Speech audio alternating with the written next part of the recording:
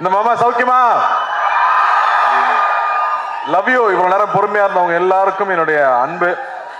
இங்க வந்திருக்க பெரியவங்க எல்லாருக்கும், சித்ராஜ் மாமாக்கு, நலனுடைய குடும்பத்தார் எல்லாருக்கும், சுந்தர் சார், அனந்தராஜ் சார், எல்லாரும் இருக்காங்க, ஷில்பா, கிருதி, கிரண் சார், மாஸ்டர். ரொம்ப ரொம்ப சந்தோஷம் நீங்க எல்லாரும் இங்க வந்திருக்கிறது. நலன் சொன்ன மாதிரி தர்மத்தின் வாழ்வதனை சூதுக்கவும் ஒரு படம் பண்ணிட்டு கிட்டத்தட்ட 10 வருஷத்துக்கு அப்புறமா மறுபடியும் தர்மமே வெல்லும்னு ஒரு படம் பண்ணியிருக்காரு. அந்த நல்லதை மறுபடியும் கொண்டு வந்து சேர்த்ததுக்கு உங்களுக்கு ரொம்ப ரொம்ப நன்றி நலன். நலன் பாத்தீங்கல்ல, இதுதான் நலன். எல்லாருக்கும் ஒரு டைரக்டர்ஸ் பிடிக்கும். ஆனா எனக்கு தெரிஞ்ச நிறைய டைரக்டர்ஸ்க்கு பிடிச்ச ஒரு ஆள்னா நலன் குமாரசாமின்னு சொல்லலாம். நான் எந்த செட்டுக்கு போனாலும் பசங்க சொல்லுவாங்க, சார் நலன் சார் படம் மாட்டீங்களா, நலன் சார் படம் மாட்டீங்களான்னு. அவ்வளோ ஃபேன் பாய்ஸ் இருக்காங்க அவங்களுக்கு. இவ்வளவு நாள் காய போட்டது பெரிய தப்பு. அவங்க எல்லாரும் வெயிட் பண்ணிட்டு இருக்காங்க இந்த படத்துக்காக. நலன் வந்து ஒரு தக் லைஃபாவே வாழ்ற ஒரு ஆளுங்க. நீங்க பாத்தீங்கல்ல, இங்க வந்து ஒய்ஃபுக்கு சல்யூட் அடிச்சுட்டு போறாப்புல, இப்படி ஸ்கோர் பண்ணிட்டு போய் நமக்கு திட்டு வாங்கி கொடுக்குற ஒரு ஆளு. எல்லாத்துக்கும் அவர்கிட்ட வேற ஒரு பிலாசபி இருக்கும், சனா சொன்ன மாதிரி வேற ஒரு பிஹேவியர் இருக்கும். சுதுக்கவும் பார்த்துட்டு இந்த ஒரு டயலாக் வச்சிருப்பாருல்ல, இந்த வேலையை செய்யறதுக்கு ஒரு குருட்டுத்தனமான முட்டாள்தனம் வேணும், ஒரு குறுக்குத்தனமான புத்தாள்தனம் வேணும்னு. உண்மையாவே நலன் படம் பண்றதுக்குமே அது தேவை. ஏன்னா அவர் சொல்ற ஐடியாவை புரிஞ்சுக்கிறதுக்கு கொஞ்சம் நேரம் ஆகும். அந்த ஐடியாவை புரிஞ்சுக்கிட்டாலும் நம்ம அதை இமேஜின் பண்ணவே முடியாது. எனக்கு 1000ல் ஒருல அந்த மாதிரி ஒரு அனுபவம் இருந்துச்சு. செல்வராகவன் ஒரு சீன் எழுதியிருப்பாரு. அந்த சீனை புரிஞ்சுக்கிட்டு நடிக்கலாம் ட்ரை பண்ணா ஒண்ணுமே புரியாது. அவர் வந்து எக்ஸ்பிளைன் பண்ணா மட்டுமே தான் அது புரியும். அப்படி நலனுடைய ஒவ்வொரு விஷயமும் வேற ஒரு பேரலல் வேர்ல்ட்ல ஒரு இமேஜினேஷன் இருக்கும். ஸோ அப்படி எனக்கு நலன் கூட ஒர்க் பண்ணது ரொம்ப ரொம்ப சுவாரஸ்யமா இருந்துச்சு. சுதுக்கவும் பண்ணிட்டு அவர் கூட படம் பண்ண போறோங்கிறப்ப ஜாலியா ஒரு படம், இந்த குழந்தைகளை கடத்தலாம், இல்ல அரசியல்வாதிகளை கடத்தலாம், அப்படி ஏதாவது ஜாலியா ஒரு கதை சொல்லுவாருன்னு பார்த்தா அவர் வாவாத்தியார்னு ஒரு கதையை கொண்டு வந்து கொடுத்துட்டாரு. மறுபடியும் பெரிய சவால். உண்மையா அந்த கதையை கேட்டுட்டு நலன் கூட ஒர்க் பண்ணணும்னு அவ்வளவு ஆசையா இருக்கு. ஆனா இந்த கேரக்டர் நம்மளால செய்ய முடியுமா, நம்ம மெமிக்ரி ஆர்டிஸ்ட் எல்லாம் கிடையாது, நமக்கு இது வருமான நைட்லாம் எனக்கு தூக்கமே வரல. அப்போ வந்து நம்ம நிறைய அந்த கோட்ஸ் எல்லாம் பார்ப்போம் இல்லையா, நம்ம அந்த மோட்டிவேஷனல் வீடியோ எல்லாம் பார்த்துட்டு இருப்போம்ல நைட்ல தெம்பு வேணும்னா. அப்படி பார்க்கும்போது அதுல ஒரு விஷயம் பார்த்தேன். சொல்றேன், சொல்லி முடிக்கிறேன். ஸோ அந்த வீடியோல வந்து ஒரு விஷயம், எந்த விஷயம் உங்களை ரொம்ப பயமுறுத்துதோ, நம்ம எதை பார்த்து ரொம்ப பயப்படுறோமோ அதை போய் நம்ம ஃபேஸ் பண்ணிடணும், அங்கதான் growth இருக்குன்னு சொல்றாங்க, அங்கதான் நீ அடுத்த கட்டத்துக்கு போக முடியும்னு சொல்றாங்க. அப்போ இது ஒரு லைஃப் தான். நம்ம ரொம்ப திரும்ப திரும்ப வந்து பயந்துட்டே இருக்க முடியாது. நம்ம எவ்வளவு வாட்டி ஜெயிச்சாலும் நீ தோத்தது மட்டுமே பேசுற உலகம் தான் அது. அப்படி பயந்துட்டே இருந்தோம்னா புது விஷயம் எதுவும் பண்ண முடியாது. இறங்கி அடிச்சிடணும்னு முடிவு பண்ணி தான் நலன் கூட போய் ஜாயின் பண்ணது. நலன் இருக்கிற ஒரே தைரியத்தில் தான் இந்த படம் பண்ண நான் ஒத்துக்கிட்டேன்னு சொல்லலாம். ஏன்னா இந்த படம் கத்தி மேல் நடக்கிற மாதிரி, ஒன்னு ஜெயிக்கனா இல்லாட்டி நம்மளை போட்டு காலி பண்ணிடுவாங்க இந்த படத்துல. அப்படி ஒரு ரிஸ்கான ஒரு சப்ஜெக்ட் ஒரு ஆக்டருக்கு. ஆனா படமா ஜாலியான படம், என்டர்டெய்னிங்கான ஃபிலிம். அவர் சொன்ன மாதிரி இது ஒரு 80s 90s தமிழ் சினிமாக்குன்னு ஒரு அடையாளம் இருக்கு. நம்ம எல்லாமே நம்ம ரூட்ஸை போய் தேடிட்டு இருக்கோம் இல்லையா, அப்படி தமிழ் சினிமாவுக்கு ஒரு அடையாளமா இருக்கிற மசாலா படங்களுக்கு ஒரு ட்ரிபியூட்டா அந்த படம் இருக்கணும் அப்படிங்கிறது அவருடைய எண்ணம். ஸோ ஒரு ஃபுல் அண்ட் ஃபுல் என்டர்டெய்னர். ஒரு பக்கம் வாத்தியாருங்கிற கேரக்டருக்கு, அந்த கேரக்டருக்குள்ள இப்போ போலான்னு முடிவு பண்ணியாச்சு. உள்ள போனா அவர் ஒரு பெரிய கடல், புரட்சி தலைவர், மக்கள் திலகம், பொன்மன செம்மல். அவர் மக்கள் அவருக்கு வச்சிருக்கிற பேர் அவ்வளவு பெரிய பேர். அவரை பத்தி பேசினாலே புல்லரிக்குது எனக்கு. ஏன்னா அவரை பத்தி தெரிஞ்சுக்க ஆரம்பிச்சது இந்த படத்துக்குள்ள போனதுக்கு அப்புறம் தான். Love you boys, love you. இன்னைக்கும் love you guys, love you மக்களே. இன்னைக்கும் நீங்க வந்து ஒவ்வொரு வீட்டுக்கு போனீங்கன்னா அவரோட புகைப்படத்தை பார்க்க முடியும். ஒண்ணு அதுக்கு பொட்டு வச்சு மாலை போட்டு சாமி கும்பிட்டு இருப்பாங்க, இல்லாட்டி பெருமையா அந்த முகத்தை பார்க்கணுங்கிறதுக்காக வச்சிருப்பாங்க. அப்படி ஒரு பெரிய ஐகான். அவர் வெறும் 60s 90s 70s 80sல இருந்த ஒரு நடிகர் இல்ல, அவர் ஒரு எமோஷன், அவர் ஒரு தனி சகாப்தம். அவர் மாதிரி யாருமே சொல்ல முடியாது. அவர் வாழ்க்கையில சந்திக்காத கஷ்டம் கிடையாது. ஆனா அவரு மாதிரி மக்கள் நேயம், அவரு மாதிரி தாராள குணம் அப்படி யாருமே நம்ம சொல்லிடவே முடியாது. அவர் சாதாரண ஆள் கிடையாது. அவரு வந்து தமிழ் சினிமாவை மாத்திருக்காரு, தமிழ்நாட்டு அரசியலை மாத்திருக்காரு, எத்தனையோ பேர் வாழ்க்கையை மாத்திருக்காரு. அவர் ரசிகர்களுக்கு நல்லதே சொல்லி, இன்னைக்கு நல்லது சொன்னா கிரிஞ்சுன்னு சொல்லும் போது நான் நல்லதுதான் சொல்லுவேன், என் ரசிகனும் என்ன மாதிரிதான் இருக்கணும், நல்லதை மட்டுமே சொல்லி கொடுத்து தன் ரசிகனும் என்ன மாதிரியே இருக்கணும்னு பண்ணியிருக்காரு. அவரோட ரசிகர்கள் தண்ணி அடிக்க மாட்டாங்க, தம் அடிக்க மாட்டாங்க. எப்படி அவ்வளவு இன்ஃபுளுன்ஷியலா அவர் இருந்திருக்க முடியும் அவங்கிறது ரொம்ப ரொம்ப ஆச்சரியமா இருக்கு. அவர் பாடல்கள் மூலமா அவ்வளவு விஷயங்களை சொல்லிட்டு போயிருக்காரு. இன்னைக்கு வந்து நியாயம் தர்மம் இல்லாட்டி வந்து தன்னம்பிக்கை வேணும்னா இன்னைக்கும் அவர் பாடல்கள் தான் நமக்கு உதாரணமா இருந்துட்டு இருக்கு. அவர் பாட்டை பாடினாலே வைரல் ட்ரெண்ட் தான். அப்படி ஒருத்தர் அவர் நம்ம பண்ண போறோங்கிறது ரொம்ப ரொம்ப பயமா இருந்துச்சு. இன்னும் அவரோட பத்தி இன்னுமே பேசிட்டு இருக்கோம், அவரை பத்தி பேசிட்டு இருக்கோம். அவர் ஒரு பாட்டுல சொல்லியிருக்காரு, வாழ்ந்தாலும் மறைந்தாலும் பேர் சொல்ல வேண்டும், இவர் போல யார் என்று ஊர் சொல்ல வேண்டும். அவரே பாடிட்டு போயிட்டார். தன்னுடைய வாழ்க்கையே மக்கள் பணியா இருக்கணும், மக்களுடைய நன்மை தான் என்னுடைய வேலைனே ஒர்க் பண்ணியிருக்காரு. அதுக்கு முத்தாய்ப்பா நம்மளோட சென்னை சென்ட்ரல் ஸ்டேஷனுக்கு அவரோட பேரை வச்சிருக்காங்க. புரட்சி தலைவர் doctor MGR Chennai central station பேரு. ஒரு நாளைக்கு கிட்டத்தட்ட 400 ட்ரெயின் இங்க இருந்து கிளம்புது. ஒவ்வொரு ட்ரெயின் கிளம்பும் போதும் சென்னை புரட்சி தலைவர் டாக்டர் எம்ஜிஆர் ராமச்சந்திரன் அவர்கள் பேர்ல சென்னையிலிருந்து கிளம்புற ட்ரெயின் ஒரு நாளைக்கு கிட்டத்தட்ட 5000 தடவை அவரோட பேர் அனௌன்ஸ் பண்ணிட்டே இருக்காங்க. அப்படி வாழ்றதுன்னா அப்படி எப்பேற்பட்ட வாழ்க்கையா இருக்கும், அவர் எப்பேற்பட்ட மனிதரா இருக்கும். அவரை நம்ம இங்க கொண்டு வந்து சேர்க்கணுங்கிறது சாதாரண விஷயம் இல்லை. ஸோ தொடர்ந்து அவர் படங்களையே பார்க்கறது. இன்ஃபேக்ட் சிலம்பம் கிளாஸ்லாம் போய் ரொம்ப நாள் ஆயிடுச்சு. நான் தெரிஞ்சு இந்த ஷூட்டிங் டைம்ல காலையில 1 hour ஈவினிங் 1 hour ஷூட்டிங் போயிட்டு வந்துட்டு முன்னாடியும் பின்னாடியும் கண்டினியூஸா ஒரு 1 month ப்ராக்டிஸ் பண்ணேன். அனலாரிஸ் மாஸ்டர் தான் கூட நின்று அவங்க அப்பா கதையெல்லாம் சொல்லி இன்ஃபேக்ட் வி ரியலி என்ஜாய். இது எங்க ஜென்ரேஷனோட ட்ரிபியூட்டா சொல்லலாம். இது ரொம்ப பக்தியோட அந்த கேரக்டர் பண்ணியிருக்கோம்னு நான் சொல்லுவேன். எவ்வளவு சின்சியரா அந்த கேரக்டர் அப்ரோச் பண்ண முடியும்.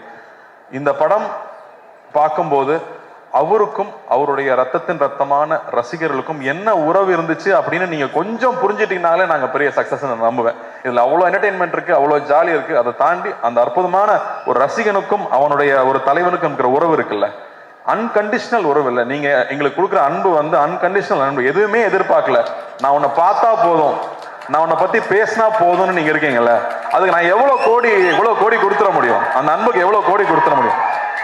இது ரசிகர்களுக்கு நான் பண்ற ஒரு விஷயமா. உங்களோட அன்பு, உங்க முகத்தை பார்த்து நீங்க கொடுக்குற அன்பு இருக்கு இல்லையா, அந்த அன்புக்கு பரிகாரமா நான் இந்த படத்துல நடிச்சேன்னு நான் சொல்லலாம். ஏன்னா இவர் ரசிகனுக்கும் அவனுடைய தலைவனுக்கும் இருக்கிற அந்த உறவு தான் இந்த படத்துடைய கோர் எமோஷன் நான் சொல்லுவேன். லவ் யூ தம்பி, லவ் யூடா, லவ் யூ ஆல்வேஸ். ஸோ இந்த படம் ஒரு புது அனுபவம். இந்த படத்துக்குள்ள போனதுக்கு அப்புறம் முக்கியமா நான் ஜார்ஜோடைய ஒர்க்கும் சந்தோஷ் நாராயணோட ஒர்க்கும் கிரண்ஸோட ஒர்க்கும் சொல்லுவேன். ஏன்னா இது வேற ஒரு வேர்ல்டு, ஒரு பேரலல் வேர்ல்டு நலன் கிரியேட் பண்ணி இருக்கிறது. ஏன்னா எல்லாம் 90s கிட்ஸ் தான் சொல்லுவாங்க, டே நலன் யாருன்னு உங்களுக்கு தெரியாதுடா, இந்த படம் வரணும்டா அப்பதான்டா தெரியும்னு 90s கிட்ஸ் கதறது நான் பாக்குறேன். ஸோ மறுபடியும் நமக்கு ஒரு ஓஜியை மறுபடியும் ரொம்ப நாளுக்கு அப்புறம் திரும்ப பார்க்க போறோம். எப்படி எம்ஜிஆர் சார் ஒரு ஓஜியோ அந்த மாதிரி திரும்ப ஒரு டார்க் காமெடியோட ஓஜியை மறுபடியும் இதில் கொண்டு வந்திருக்கோம். ஸோ ஐம் சோ ஹாப்பி நலன் கூட ஒர்க் பண்றது. நான் நலன் மாதிரி டைரக்டர் நான் அடிக்கடி யோசிப்பேன், தெலுங்குல பெரிய படங்கள் பண்றாங்க, மலையாளத்துல வித்தியாசமான படம் பண்றாங்க, தமிழுக்கு என்ன அடையாளம் இருக்கு, நம்ம வித்தியாசமா என்ன பண்றோம். ஏன்னா இங்க ரொம்ப பயந்துட்டே இருந்தோம்னா யூஸ்வலான ஃபில்மே பண்ணிட்டு இருந்தா பிரயோஜனம் இல்லை, புது விஷயங்கள் பண்ண முடியாது. அப்போ இந்த மாதிரி டைரக்டர்ஸ் ரொம்ப முக்கியம்னு நான் நினைக்கிறேன். அவங்க தொடர்ந்து படம் பண்றது முக்கியம்னு நினைக்கிறேன். ஸோ அந்த வகையில நலன் மறுபடியும் இந்த படம் பண்ணது, அது இந்த மாதிரி ஒரு டஃப்பான சப்ஜெக்ட் எடுத்துட்டு அதை இவ்வளவு ஜாலியா டெலிவர் பண்ணது ஐம் சோ ப்ரௌட். நலன் இந்த மாதிரி பேரியர் பிரேக் பண்ணலாம், புது விஷயங்கள் ட்ரை பண்ணவே விட மாட்டாங்க நம்மள. அந்த வகையில் ஐம் சோ ஹாப்பி.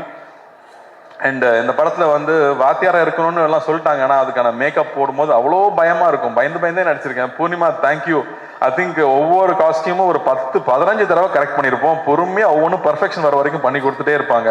அதே மாதிரி செரீனா ஆகட்டும், என்னோட மேக்கப் மேன் முருகன் ஆகட்டும், அந்த மீசை வரையறதுல இருந்து அந்த அந்த உருவம் வேஷம் போட்டு அவரா நிற்கும் போது அவர் எப்படி இருந்திருப்பாருன்னு யோசிச்சோம்னா நமக்கு தலையெல்லாம் சுத்திடும்.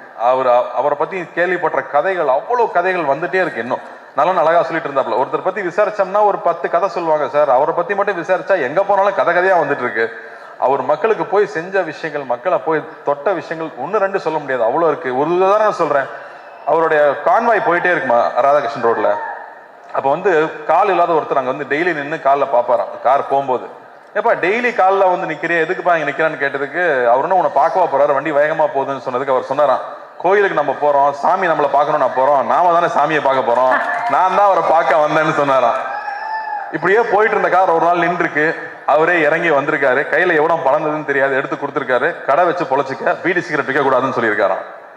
ஸோ இப்படி அவர்கிட்ட அவரை பார்த்தா இன்சிடென்ட்ஸ் வந்துட்டே இருக்கு. ஸோ அவரோட கோடான கூட ரசிகர்கள் எல்லாரும் இருக்காங்க. அவங்க எல்லாரும் நிச்சயமா நாங்க திருப்திப்படுத்தோம் நம்புறேன். சத்யராஜ் மாமாவே இங்க இருக்காரு, நான் பயந்தே தான் நடிச்சிருக்கேன்னு சொல்லுவேன். அவர்கிட்ட கேட்டுட்டே இருப்பேன், வாகேஸ்வர சார்கிட்ட கேட்டுட்டே இருப்பேன், ராஜகிரண் சார் கிட்ட கேட்டுட்டே இருப்பேன். ஸோ ரொம்ப சந்தோஷமா இருக்கு இந்த படம் இப்போ வெளியே வருதுங்கிறது. சத்யராஜ் மாமா மறுபடியும் ஒரு மொட்டை பாஸ் வில்லனா நடிச்சிருக்கிறது ஒரு ஸ்பெஷல் எலிமெண்ட்னு சொல்லலாம் இந்த படத்துல. ராஜகிரண் சார் ஒரு கம்ப்ளீட் டிவோட்டட் எம்ஜிஆர் அவர்களுடைய ஃபேனா நடிச்சிருக்காரு, தாத்தாவா நடிச்சிருக்காரு அந்த படத்துல. ஆனந்தராஜ் சார் ஒரு பயங்கர ஸ்பெஷல் பிந்தாஸ் கேரக்டர் அவரு. சுந்தர் சார் எல்லாருக்கூடையும், Shilpa I think very brave of you to do this கேரக்டர்னு நான் சொல்லுவேன். ஏன்னா அவங்களுக்கு கண்ணம்மா ஒன்னு சாங்ல எல்லாரும் பார்த்து எல்லாம் கிறங்கிருக்காங்க பசங்க. மறுபடியும் இந்த படத்துல வேற ஒரு கேரக்டர்ல அவங்க பண்ணியிருக்காங்க. So this will be a very special film. ஜார்ஜோட ஒர்க் எக்ஸலண்டா இருக்கு. சனாவோட ஸ்கோர்ஸ் கொஞ்சம் கொஞ்சமா நான் பார்த்துட்டே இருக்கேன். டெஃபினட்டா வந்து ஒரு எபிக் சூப்பர். சனா சொன்ன மாதிரி நமக்கு சூப்பர் ஹீரோவா வந்து சினிமாவில் வந்தது எம்ஜிஆர் அவர்கள் தான். அவர் நம்மளுடைய உடல் பொருள் ஆவியில கலந்தவரா இருக்காங்க. நமக்கு முன்னாடி நம்ம பார்த்த ஐகான்ஸ் எல்லாருமே. ஸோ அவர் நம்ம சூப்பர் ஹீரோ எடுத்துட்டா நானும் இந்த படத்தை ஒரு சூப்பர் ஹீரோ படம் ஃபில்மாவே பார்க்கறேன்னு சொல்லலாம். ஆனா நம்ம ஊர் மசாலா, நம்ம ஊர் ஸ்டைல்ல ஒரு படமா அது வந்திருக்கு. எல்லாருக்கூடையும் ஒர்க் பண்ணது ரொம்ப சந்தோஷம். இது ரொம்ப வருத்திக்கிட்டு நிறைய எஃபர்ட் போட்டு பண்ண படம். ஸோ நிச்சயம் இந்த படம் வெற்றி அடையணும். ஞானவேலுக்கு வந்து மிரக்கல் தான் இந்த படம் வந்து இப்போ வந்து இறங்கி இருக்கிறது. அது புரட்சி தலைவரோட ஆசீர்வாதத்தோட இந்த படம் நல்லபடியா வந்து ரிலீஸ் ஆகணும். உங்க எல்லாருக்கும் ஒரு பெரிய அன்பு, பெரிய நன்றி. இங்க வந்து இதை கலந்துக்கிட்டு வாழ்த்துனதுக்கு பத்திரிகை தொலைக்காட்சி நண்பர்களுக்கு முக்கியமா எல்லாரும் நீங்களாம் நிறைய பேர் எம்ஜிஆர் அவர்களையும் பார்த்துருப்பீங்க, அவங்கள பத்தி தெரிஞ்சிருக்கும். ஸோ உங்களுடைய அன்பு எப்பவுமே எங்களுக்கு தேவை. உங்களோட அன்பு நீங்க எப்பவுமே என்னை கைட் பண்ணியிருக்கீங்க, எப்பவுமே சரியான படங்கள் பண்ணும்போது பாராட்டியிருக்கீங்க. உங்களுக்கு ரொம்ப ரொம்ப நன்றி. இந்த படத்தை நீங்க சப்போர்ட் பண்ணணும். இந்த சப்போர்ட் ரொம்ப முக்கியம். ஏன்னா இந்த மாதிரியான அட்டம்ஸ் பண்ணும்போது நீங்க கொடுக்குற சப்போர்ட் தான் இந்த மாதிரி படங்கள் மறுபடியும் வந்துகிட்டே இருக்கும். ஸோ ரொம்ப ரொம்ப நன்றி. Thank you thank you thank you. Love you guys. Love you love you love you love you. Thank you. Hello guys. அவங்க எல்லாருக்குமே இது புதுசு. அதே மாதிரி கிருத்திக்கு ஃபர்ஸ்ட் தமிழ் படம்.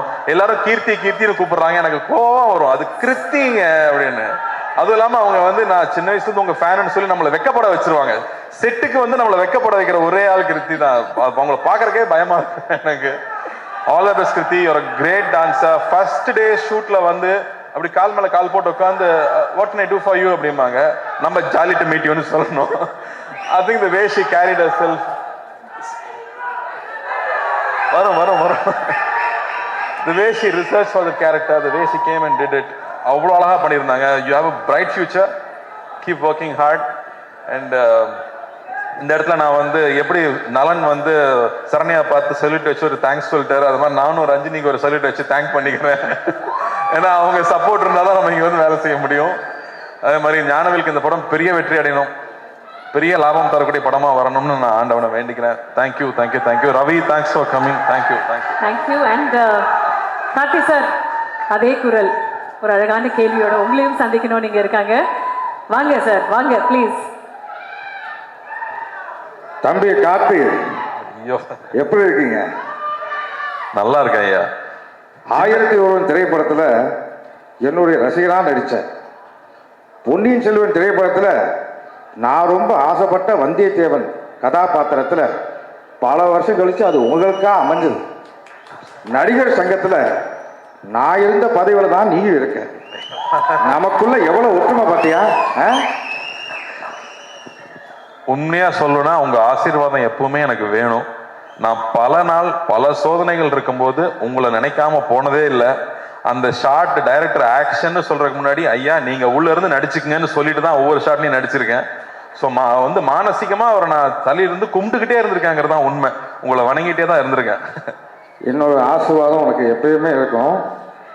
என்னுடைய அன்பு தம்பி சிவகுமார் என்னுடைய மிகப்பெரிய ரசிகர்னு உங்க எல்லாருக்கும் தெரியும். நீங்க என்ன மாதிரி நடிக்க போறீங்கன்னு அவர்கிட்ட சொன்னதுக்கு அப்புறம் அவருடைய முதல் ரியாக்ஷன் என்னவா இருந்தது? வாத்தியார்னு ஏன் சொல்றாங்கன்னா, எத்தனை சூப்பர் ஸ்டார் வந்தாலும் எல்லாத்துக்கும் பாதை போட்டு கொடுத்தது அவர் தான் வாத்தியார். அதனால அது பண்றப்ப ரொம்ப கேர்ஃபுல்லா இருக்கணும் அப்படின்னு சொன்னது. அண்ட் அதுக்கு எவ்வளவு மெனக்கெட்டுக்கணுங்கிறது. அப்பா கூட அவர் நடிச்சிருக்காரு. அப்ப வந்து சில ஆக்டர்ஸ் இருப்பாங்க, அவங்களுக்கு வந்து அடிக்கிற மாதிரி நடிக்கிற சீன் இருந்ததுன்னா அடிச்சிருவாங்களாம், அப்பதான் ரியலா இருக்கும்னு. அப்ப அப்பாவும் போய் அவர்கிட்ட சொல்லியிருக்காரு இந்த மாதிரி, ஆனா நீங்க அடிச்சிருங்கண்ணே, நீ நடிகன் தானே, நான் அடிக்கிற மாதிரி நடிக்கிறேன், நீ அடி வாங்கின மாதிரி நடின்னு சொல்லுவாராம். ஸோ அவ்வளோ கேர்ஃபுல்லா பார்த்துக்கு வரோம் ஒவ்வொரு ஆர்டிஸ்டையும். இன்னைக்கு இருக்கிற ஸ்டண்ட் யூனியன் ஆகட்டும், இன்னைக்கு இருக்கிற நடிகர் சங்கம் ஆகட்டும், எத்தனையோ சின்ன சின்ன யூனியன் ஆரம்பிச்சது அவர் தான். ஏன்னா எப்பவுமே அடுத்தவங்க நல்லா இருக்கணும்னு சொல்லி ஒவ்வொரு திட்டத்தையும் பிளான் பண்ணது அவராக தான் இருக்காரு. எல்லாத்துக்கும் முன்னோடியா அவராக தான் இருந்திருக்காருங்கிறது ரொம்ப ரொம்ப பெருமையான விஷயம் நமக்கு. அதனாலதான் அவர் என்னைக்குமே என்றும் மார்க்கண்டேனாவே இருக்கார். வாழ்த்துக்கள். நன்றிங்க. அப்புறம் காத்து வாவாதியாரேன்னு சொன்ன உடனேயும் கூப்பிட்ட குரலுக்கு முதலாக நான் வந்து நிற்பேன். நீயும் அப்படிதான் நினைக்கிறேன், அப்படிதானே? அவரை பார்த்து கத்துக்கிட்டாதவங்களே யாருமே இருக்க முடியாது. யார் என்ன கேட்டாலும் இல்லைன்னு சொல்றதே இல்லை. அது 2-3 வகை சொல்லுவாங்களாம். இருந்தா கொடுக்கறது, இருக்கிறதுல கொஞ்சம் கொடுக்கறது, இருக்கிறதையே கொடுக்கறதுன்னு. இவர் இருக்கிறதையே கொடுக்குற ரகம். ஸோ அவங்க கிட்ட இருந்து தான் நிறைய கத்துக்கிறோம். எப்படி அடுத்தவங்களுக்கு செய்யணுங்கிறது அவங்க கிட்ட தான் கத்துக்கணும். ஸோ முடிஞ்ச அளவுக்கு உங்களை மாதிரியே யார் எந்த உதவி கேட்டாலும் இல்லைன்னு சொல்லாம நம்மளால முடிஞ்சதை செய்யணுங்கிறது உங்ககிட்ட இருந்து கத்துக்கிட்டது தான் நினைக்கிறேன். அது அப்பாவோட வளர்ப்புன்னு நினைக்கிறேன். வாழ்த்துக்கள். நன்றி, ரொம்ப நன்றி. பாரதியார் திரைப்படம் மிகப்பெரிய பிளாக் பஸ்டர் அமைகிறதுக்கு என்னுடைய மனமார்ந்த வாழ்த்துக்கள். தொடரட்டும் உன் பணி, மக்களுக்காகவே அர்ப்பணி, வாழ்க வளர்க. இங்க இந்த தருணத்துல வந்து எம்ஜிஆர் ஐயாவே வாழ்ந்துட்டு இருக்கிறவங்க நிறைய பேர் வந்திருந்தாங்க. அவங்க எல்லாருமே எனக்கு ஹெல்ப் பண்ணியிருக்காங்க படத்துல. ஸோ அவங்களுக்கும் இந்த வகையில் நான் நன்றி தெரிவிச்சுக்கிறேன். அவங்க எந்நேரமும் அவரை மாதிரியே மேக்கப் போட்டு ஒவ்வொரு ஊரா போய் நடிச்சுட்டு வர்றவங்க. அதே மாதிரி அசிஸ்டன்ட் டைரக்டர்ஸ்க்கு, ப்ரொடக்ஷன் டீமுக்கு, எல்லாருக்கும் படத்துல ஒர்க் பண்ண எல்லாருக்குமே என்னுடைய மனமார்ந்த நன்றியை தெரிவிச்சுக்கிறேன். Thank you so much Karthi sir. And Vaa Vaathiyaar ஒரு சூப்பர் டூப்பர் ஹிட்டான ஒரு திரைப்படமாக அமையும். தமிழ் ரசிகர்களுடைய அன்பும் பாசமும் தியேட்டர்ஸ்ல உங்களுக்காக காத்துக்கிட்டு இருக்கும். One more time for our very own Karthi சாருக்கு ஒரு பெரிய பெரிய கைத்தட்டல். லவ் யூ மக்களே. Thank you. Everybody, 12th of December